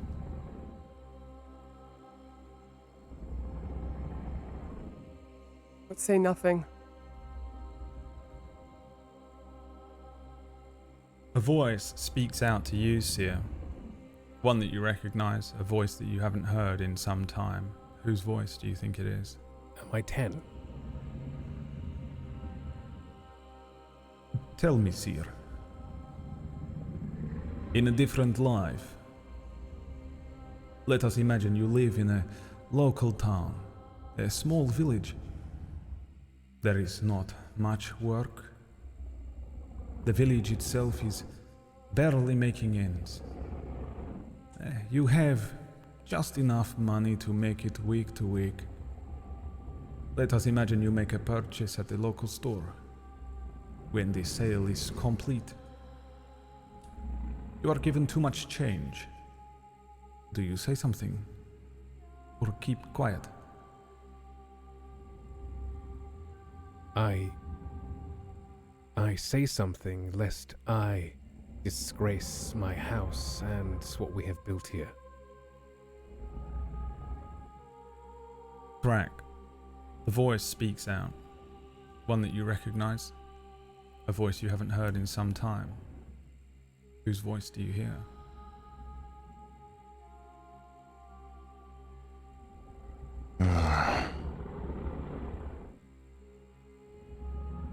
I don't think the name would come to me, but I would recognize the voice. It is, a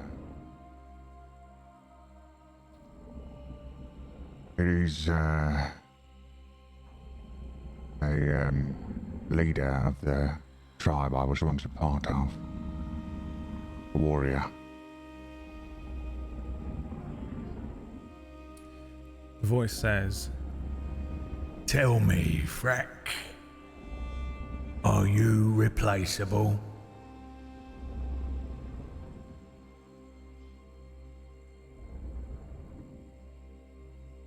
Yes. Gildan. A voice speaks out. One that you recognize, but a voice you haven't heard in some time. Whose voice do you think you hear? Erneas's. The voice says, Tell me, Gildan, what is evil? Evil. Evil is knowing one's destiny and refusing it. It's been so long since I heard you. Why did you leave me?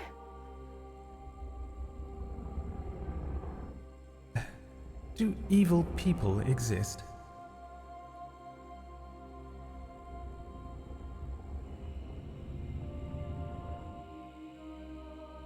I think somewhere we always try and follow our souls, even if we don't realize we're doing it. I don't think you can be evil in that case.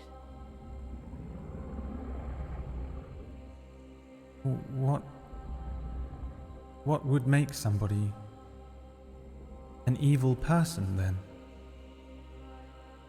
To renounce everything you've known, to deny who you are, to pursue something you are not. Are you an evil person? No.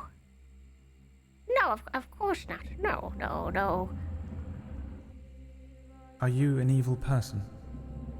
No, no, no. I only ever did my best for you. I am not an evil person. I've only ever tried to follow what I thought was what you wanted, what I wanted. Are you an evil person? No. No, no, no, no, no, no, no, no. I'm not an evil person. No. No. Gildan, there is fire all around you. Nothing but fire. You are burning. The flames are cooking you alive. You can feel the fire melting your clothing, searing it to your skin, your eyes drying, the smoke filling your lungs, scratching at your throat as you choke. There's screaming somewhere. What do you do? I run away from it. From anything. You try to run, but you fall. As you look down, you see your reflection. What version of you do we see? You see a fairly young turtle, raggedy, unkempt, covered in dirt, lost and alone. Not many trinkets, really nothing to her name. No ornaments upon her shell, nothing.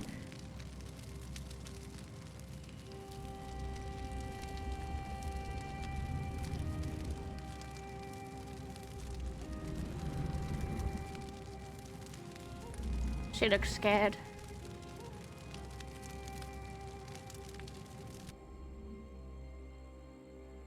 Each of you snaps out of this.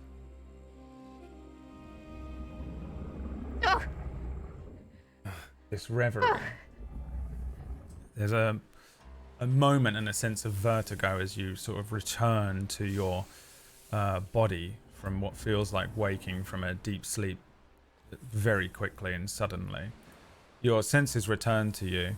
It's warm here, but Jilden specifically, it feels there's still a sensation of extreme heat to your skin. Make it stop. What is it doing? You feel this? No, I'm not a crab. What do you mean? I would, at this point, even unwild shape, I think it would be so distracting and distressing. I would be reverting back to turtle form.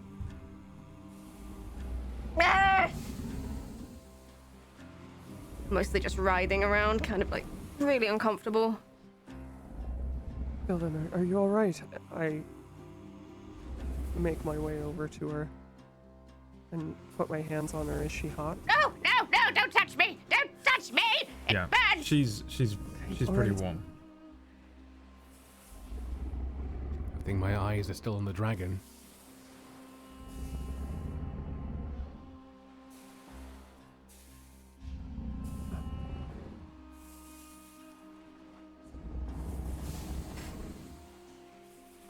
I'm still staring at the dragon as well. Make it stop! Make it stop! Make it stop!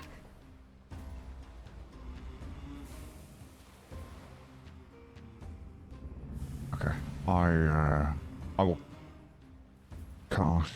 I'll cast a spell. I can conjure a healing elixir.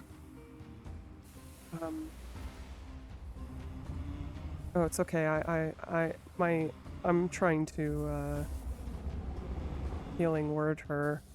The problem is I'm also trying to think of something that I can do to cool her down.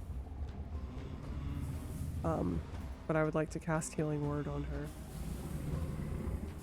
her. Yeah, you can do so. This healing spell is cast at you, Jilden. Do you think it helps? No. Okay.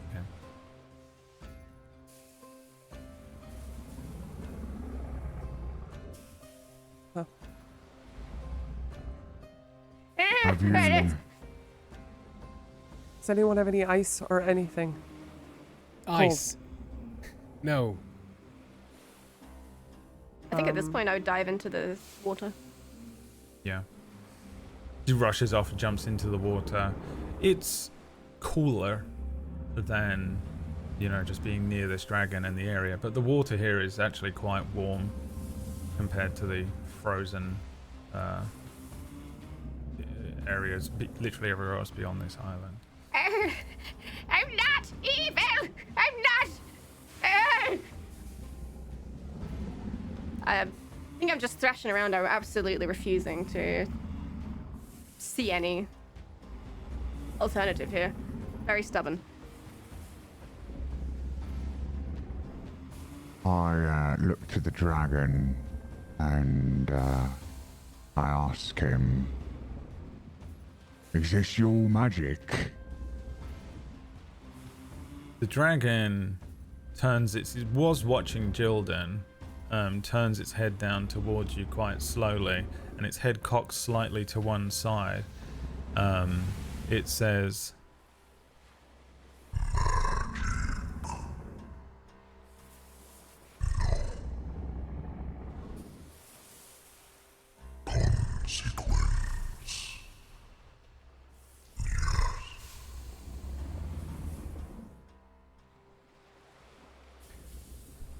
Listen, the corns on her feet are quite sinister to look at, but they're not evil.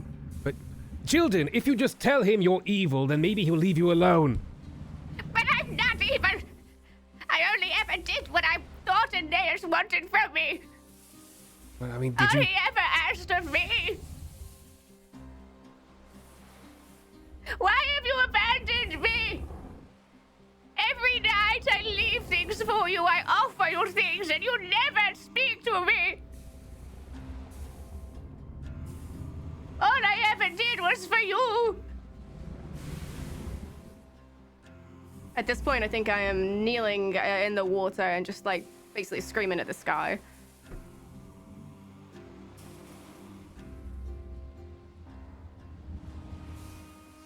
I turn to the dragon. Please. She's Quura. She's chosen.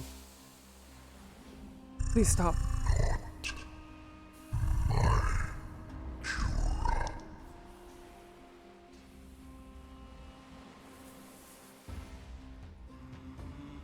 What's light without a bit of dark, am I right? I'm sorry. Did you choose us? Did you put this tattoo on us?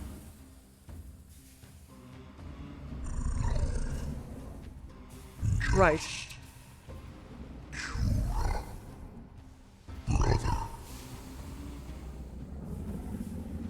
Right. So, you were chosen, just as she was.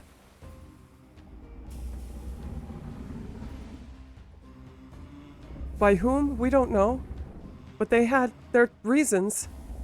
They made a decision. It's not yours to rebuke. Besides, what is evil anyway? You know, like a smell, a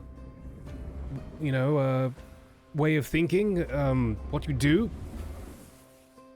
I mean, come on, she's a talking turtle. I mean, sure, evil, but surely we can let this slide and move on. The world is ending, right?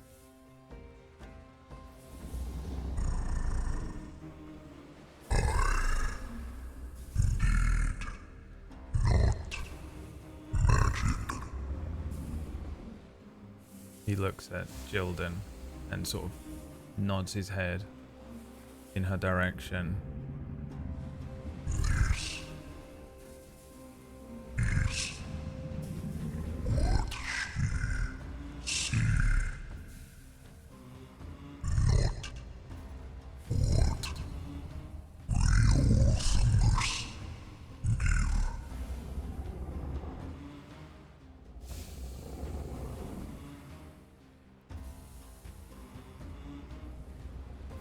Well, my hands are tied.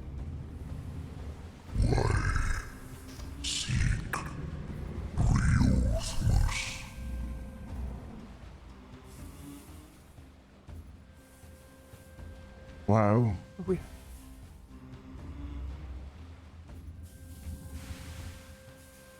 came to you because Ragnarok is upon us.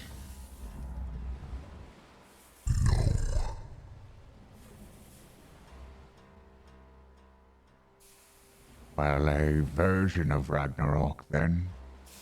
This may be the last place untouched.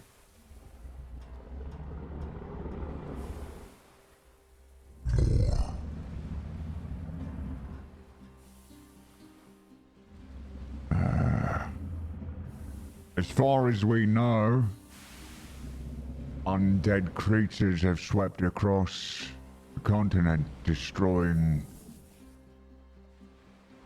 everything.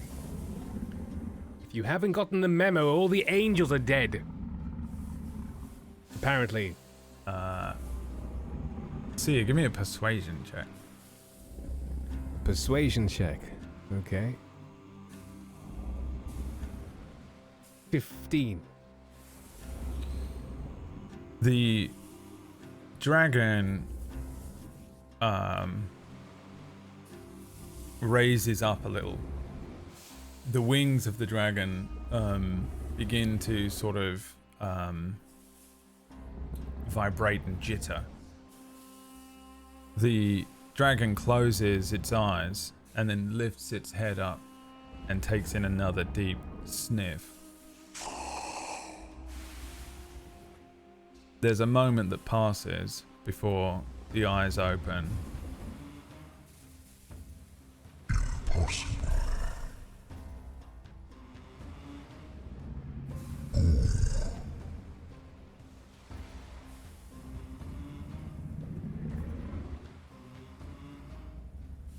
far as we know, Boreal is the only one that stands.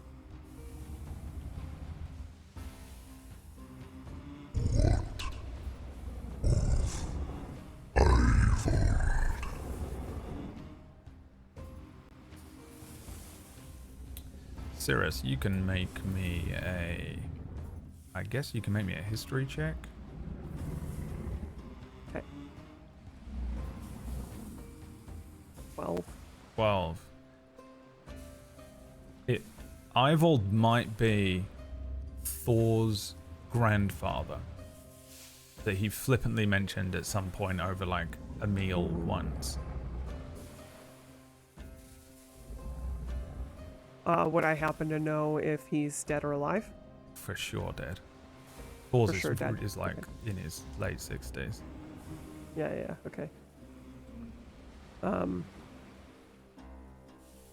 He is gone. His grandson, Thor's, takes his place.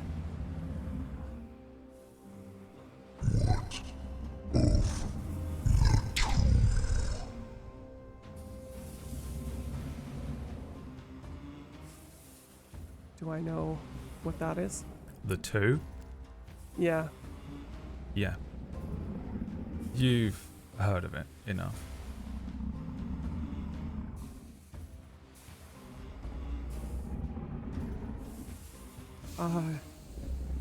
I do not know, but if they are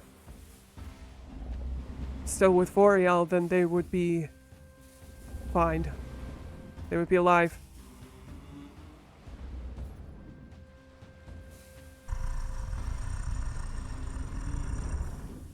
There's a heat that starts to build in the area. The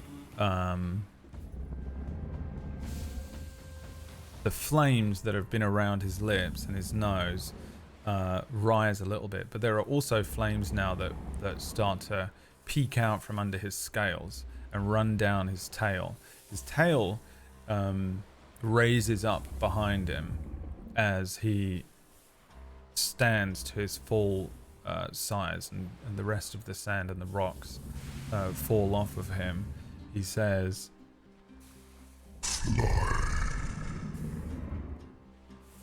Well, funny you mention that. Actually, none of us have wings, and Jildan here is useless, and, well, my first point.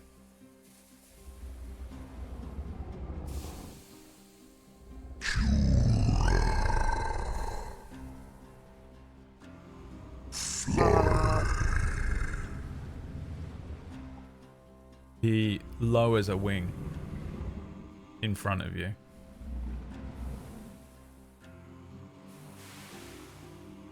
Well, I'm going to step on that wing and board the golden dragon. Yeah. Yeah, it's hot to the reach out to touch, Jildan. but not so bad that you can't do so. He watches you as you step onto the wing and begin to make your way up the wing to his back.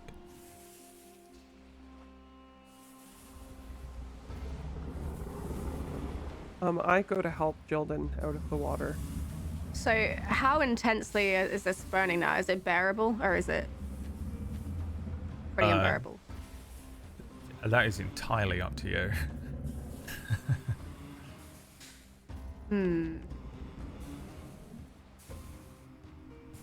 Okay. Oh, shit, right, she's still down there.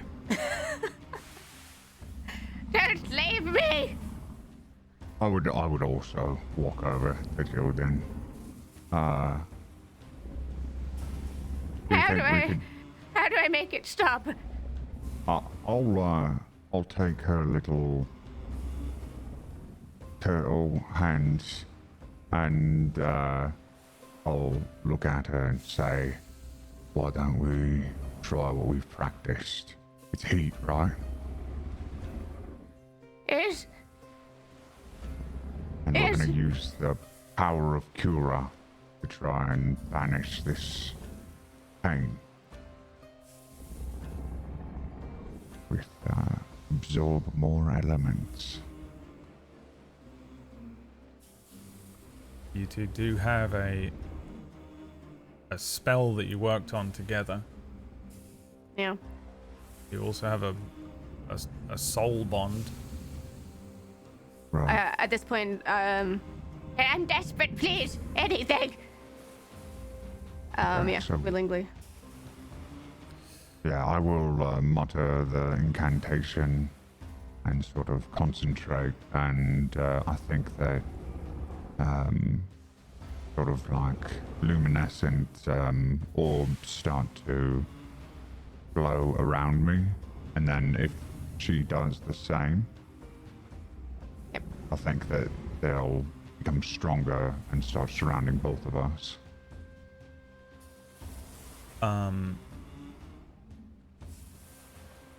Do you want to give him a part of this pain?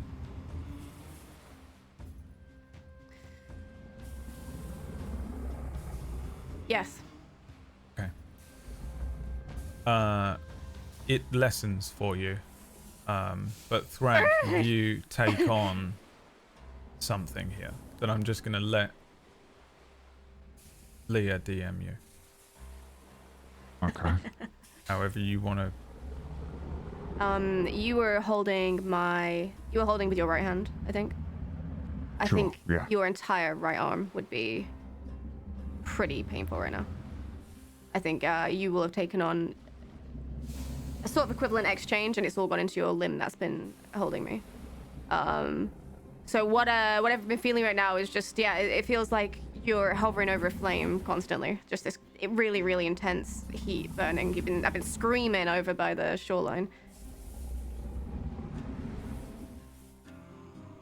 Great. Yeah, that. Sharing is caring.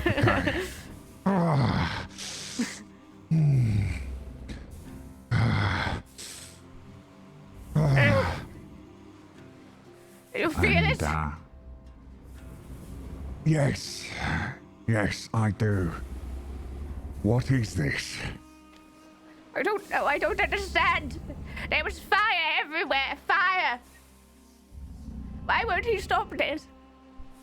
Why am I feeling this? Are you I'm quite done confused. down there? I'm not sure if dragons get impatient. I think I grab Thrak with both arms right now, and I'm just like, I'm not evil, am I?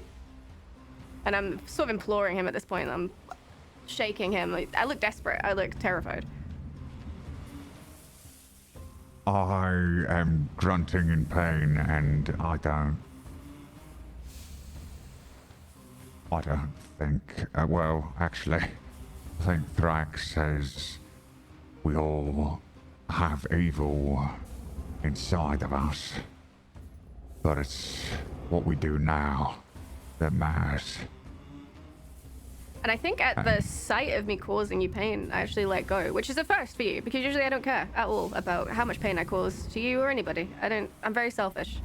And I don't know if you'd notice that.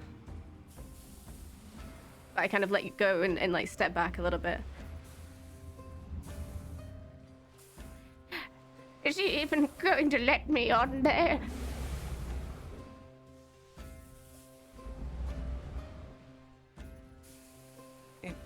Would like to cast Healing Word on Thrak, on his arm.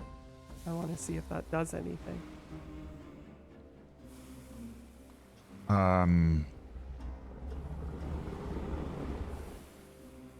I'm getting kind of like a psychosomatic vibe from what's happening, and so I'm curious if not afflicted from the same way of thinking, perhaps I can heal.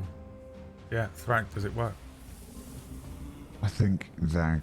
I mean, how do you do this? I think That's the question. I think it would work. Does it work?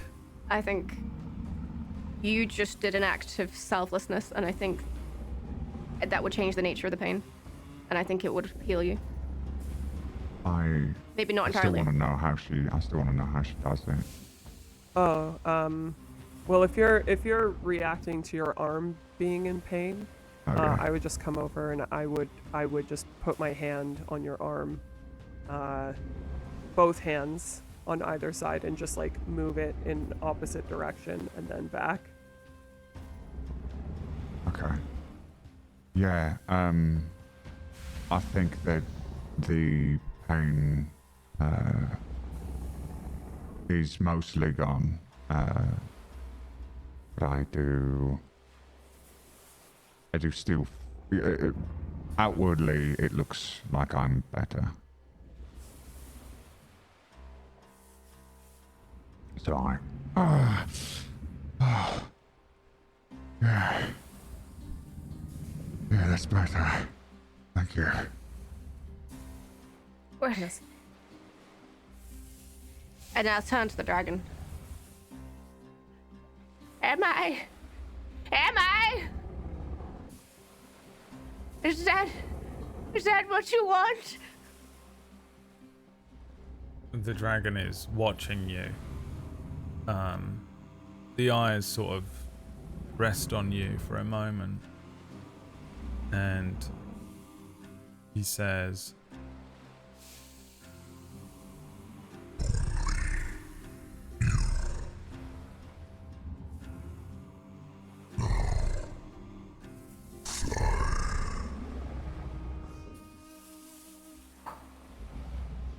How hot is this I know. dragon? it would feel like, when you touch like a car on a summer's day, like it's pretty hot, but it's not as hot as you might expect because it is quite literally flaming in places. Okay, in that case, when they start boarding the dragon, they see I'm warming up like a skin flask of tea on its back. It is waiting. whatever your maximum threshold for heat is how hot this is. Okay, So just before it gets to the point where you're like, I can't touch that any longer, right. is how it feels to be on this constantly.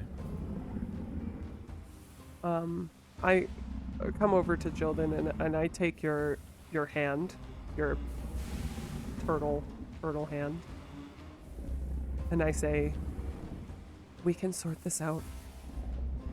We need to get on the dragon now. Yes. We'll And I sort allow it them out. to pull me as we try and mount this dragon. Yeah. As we walk by the dragon, I give it like a look deep in its eyes right before getting on.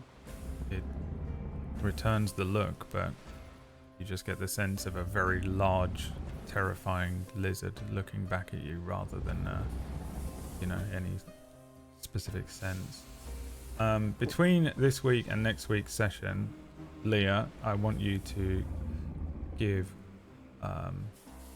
Orcish a secret about Jilden. Something that she probably wouldn't want him to know, maybe. As you each board the dragon, the creature's wing retracts a moment.